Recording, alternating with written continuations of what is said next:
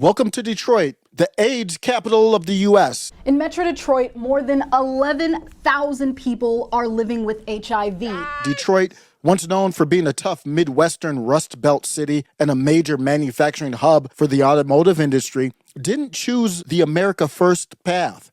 They chose the rainbow path. Naturally, as a result of their chosen path, the only thing the D is spreading faster than HIV is the number of liquor stores. Subjugation under Democrat domination has turned decay and decline into the local landmarks. But temporarily, the city got a reprieve, a breath of fresh life through a courageous bunch of young white men. A phrase from a friend of mine, our secret sauce here, it's these young white men. The Groypers landed this past weekend for the America First Political Action Conference, Part 4. The America First Political Action Conference, also known as AFPAC, it was created as a defiant alternative to the more mainstream, watered-down conservative political conferences like CPAC or Turning Point USA. No beef to TPUSA and the great people involved there, but they don't come with the same bite as AFPAC does. Nick Fuentes and his supporters are often described as Groypers. The Groypers, a loose coalition of white Christian male activists, have grown into becoming an independent force. The Groypers might be the key to turning this country around. They spearhead the growing resistance to the peculiar American-Israel relationship. Given that America was founded by white Christian males, it is fitting that white Christian males are leading the charge to save it. Founded by Nick Fuentes in 2020, AFPAC is the Groypers' playground where nationalist ideals and hardline stances on immigration, foreign policy, and cultural values take center stage. But the real issues are Israel, Zionism, and the JQ. That's the defining moral divide. There's a certain irony in hosting this event in Detroit, once known as the Arsenal of Democracy, where factories were repurposed to produce military equipment during World War II. Fast forward 4 generations, which is almost 80 years, Detroit found itself this past weekend hosting the future of American politics on the right. The Groyper Gen Z wave, who would argue that those manufacturing plants were making weapons for the wrong side. Sensing the magnitude of the moment, the Groypers see themselves as the new warriors fighting for their vision of America. The Groypers are commanding significant attention online. You can't ignore them. It was first kind of confined to Gab and Cozy TV. Now you see them all over X, the Twitter platform. Hey, got to give Elon some credit for that. They were wrecking shop online even before Nick Fuentes was reinstated.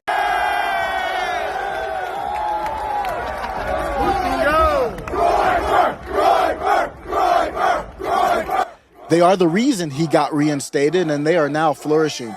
They are a force of nature. It's easy to stereotype these guys as ugly, overweight, involuntary incels who are failures at life. That couldn't be further from the truth. These are focused, organized, smart, God-fearing, celibate by choice, or married young men who want the return of white excellence.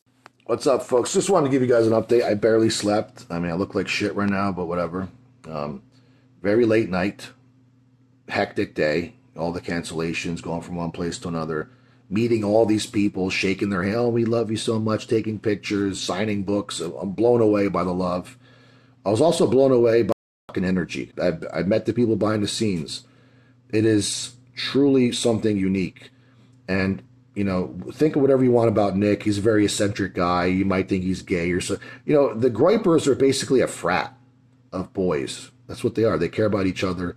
They're not chasing, and some of them have girlfriends, some of them are married, but most of them don't give a fuck about women because they look at these people today, these women, they're feminists, they're a disaster, and what they're doing instead is focusing on their careers. They're focusing on building this movement. So the Groyper after party was just dudes, literally just young men, Nick talking to everyone, having a good time, and people asking me questions, and Sam and other people. With the Groypers stomping around the heart of Motown, the clash of cultures was unmistakable. They found themselves in the blackest city north of the Mason-Dixon line, where things pop off so frequently, their sidewalks have metal detectors. And using the N-word is like an exclusive club membership. It's okay if a black does it, if they have their black card or if it's a rapper, but not so much if you're not in that club. But the Groypers use it anyway, with the playful A as a sign of defiance, much like the controversial Liddy Gaddis, who was actually in attendance despite being unknown just a few days ago. The hard ER should be saved for those special moments, like when an unhinged pudgy security Blackymon jumps off a stage and apes out at the Exodus, allegedly. These Christ is King truth tellers and meme lords navigating the urban jungle were a sight to behold. It was like watching a Marvin Gaye song unfold in real life, wondering what's going on. What's going on? What's going on? What's going on? With tension simmering just below the surface. Speaking of clashes, Sneako, a brilliant online personality and supporter of Nick Fuentes, got his teeth knocked to the back of his throat by a rotund security guard. In one clip circulating on social media, Sneako appears to knock the guard's hat off, prompting the guard to jump off the stage and dive at him with an objectively impressive flying punch like Akuma's Hadouken from Street Fighter II. Afterward, the streamer explained who did it and what went down. We got Sneako here. He's got this busted up tooth. Smile for me, man. This was the security guard at this thing, at this event, right up here. Right up here. We got this guy jumped off the stage. No one attacked this guy, punched Sneako in the face. No one touched him. He jumped off the stage, hit Sneako in the face. I watched the whole thing happen. This was just right now? Just now. Just fucking happened. The guy that he shut off the speech to go play his music, he just got rocked in the face. But I'm a non-violent person. You know, I care about America first. That's what it's all about. Yeah, man. We'll take it through the legal necessary ways we got to do, because honestly, it's probably press charges now. All doubt should be removed of whether Nick Fuentes and the Groypers or the Groyper associated people are non-violent or not. Sneako got involuntary teeth removal and didn't raise a hand. The Groypers outnumbered this Blackymon. They could have delivered an ass beating of the century if that's what they wanted to, but that's not what they're about. Blacks in Detroit used to be defined by the types who frequented Cafe Mahogany. Located in Detroit's Harmony Park, it was a prominent cultural hub during the mid to late 90s. It was a chill and crucial venue for many of Detroit's artists and performers, black professionals, underground hip-hop fans, and just anybody on peace. Often referred to as Detroit's Harlem Renaissance, Cafe Mahogany provided a platform for local talents and fostered a strong sense of community and creative expression. There's some 6 degrees of separation here. The venue played a significant role in launching the careers of several notable artists, including poets like Jessica Care Moore and hosts such as Joel Green, better known as Fluent, Jay Dilla, rest in peace, T3 and Ba 10, rest in peace, also known as Slum Village, as well as Elzai, one of the most talented hip-hop artists to ever live. You could see them chilling at the spot amongst everyone else. This is where the loose connection is to Nick.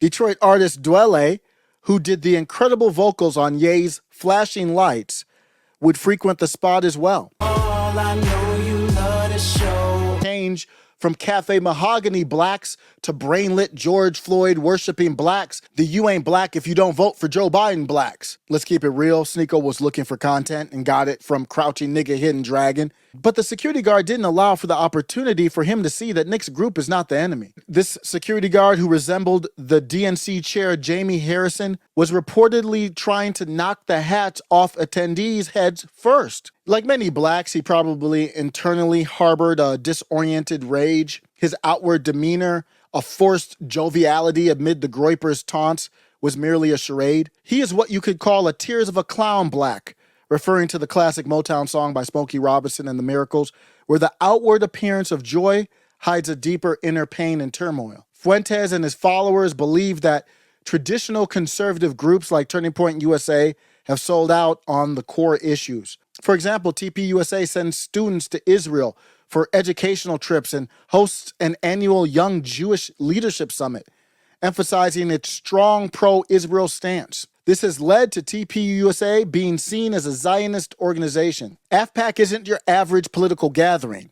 It's a spectacle of controversy and conviction, drawing in a crowd that's tired of the watered-down messages of mainstream conservatism, with speakers who are often too hot for CPAC or TPUSA to handle. AFPAC thrives on pushing boundaries and ruffling feathers. It's where political correctness goes to die and where the Groypers feel most at home. AFPAC IV faced significant challenges.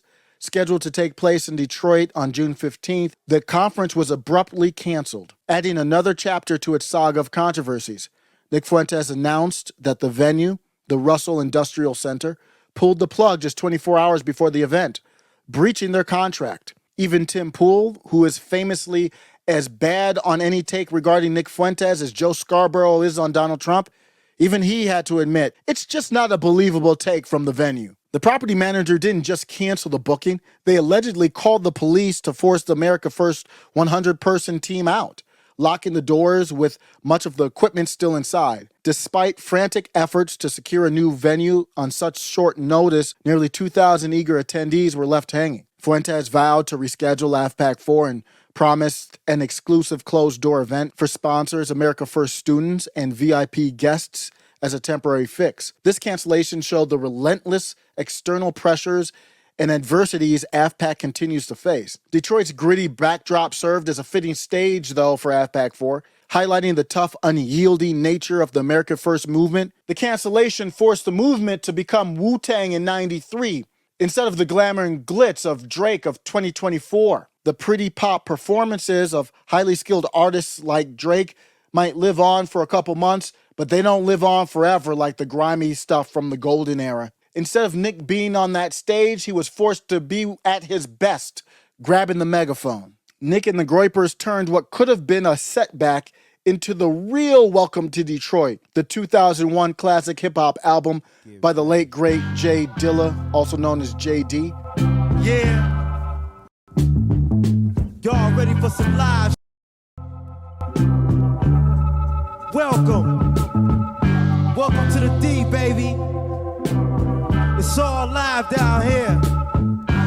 Cause don't nobody care about us. All they do is doubt us. Till we blow the spots, then they all wanna crowd us. Don't nobody care about us. All they do is doubt us. Till we blow the spots, then they all wanna crowd us. I bet you wouldn't see a million MCs if it was all about skills. Puffin' on blunt sucker, sporting Tommy Hill. Figured that stuff would be so fat, like the rhymes I bust. And you didn't hear me cuss, not yet, but it's about to get live in this bitch. You holding in the blue my high, nah, I'm in your shit, making hits while you other suckers be riding the dick, bringing drama to your clique.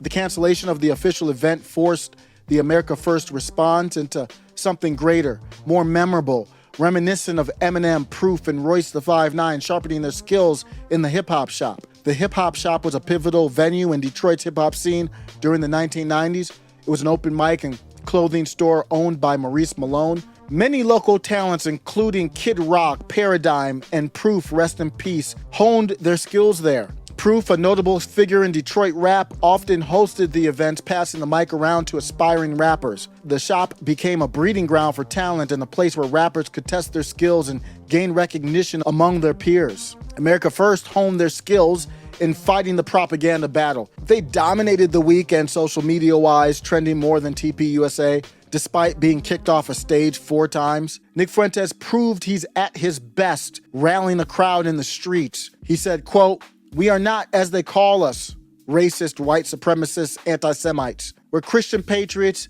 and we want our country back." Fuentes, after getting canceled from the venue, ended up speaking to a large crowd outside of TPUSA. They canceled the venue, but they couldn't cancel the event. Lucas Gage said, "What can I say about AFPAC IV? I called it a beautiful disaster, a chaotic but wonderful experience meeting and mingling with everyone. That's what it's all about." Fuentes' impassioned speech captured the essence of the weekend, turning it into a powerful show of determination. And I wish the country was like a Martin Scorsese movie. I wish it was like gritty, but in a different way. Now it's gritty like black people just attack you for no reason. It used to be gritty like in a different way, like a Kino way. It used to be gritty like neon signs and cigarette smoke. Now it's gritty like a black guy you on your way to work for nothing. Your car looks gay because of emission standards. Your car is ugly as shit because of emission standards. And you're driving to work. You're driving to a job that doesn't make anything that you hate. And you're relieved when a black guy comes and kills you for it. You're relieved when a black guy murders you and takes it. It takes your car that's ugly and you hate. Because then you don't have to go home to your fat wife and the job that you have that you hate that doesn't make anything. But it used to be gritty like neon signs and cigarette smoke and the french fries were cooked in beef tallow. It's a different country, man. It's a different country. The cancellation of AFPAC IV and the subsequent rally outside TPUSA highlighted their determination to reclaim their gritty Scorsese vision of America, one that is unapologetically bold and unafraid to confront uncomfortable truths. Middle MAGA.